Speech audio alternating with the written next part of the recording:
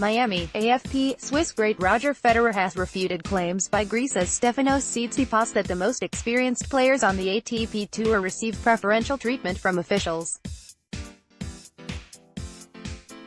Federer, speaking after landing the 101st title of his career at the Miami Open with a straight sets triumph over defending champion John Isner, strongly disagreed.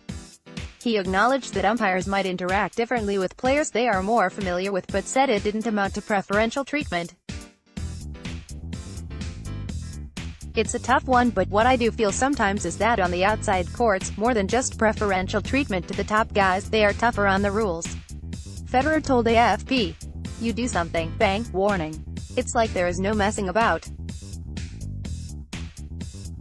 But with the umpires, with the top guys on the main courts, I think the umpires know the top guys, they know their problems, they know how they behave and how they will react, so they know what acting stupid or silly means and what normal is.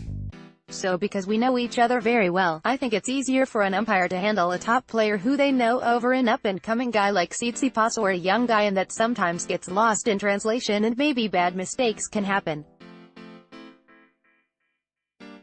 But I don't see preferential treatment, there shouldn't be. Federer said, if I get warnings, I got one recently, it's normal. So they should just, based on what happens, take those decisions, and I really feel the umpires do that. I am sorry that Stefanos feels that way. Tsitsipas, 20, shocked Federer in the fourth round of the Australian Open and was runner-up to Federer in February in Dubai, where the Swiss great claimed his 100th career ATP title. Was ousted in the fourth round of the Miami Open singles by Canadian teen Denis Shapovalov.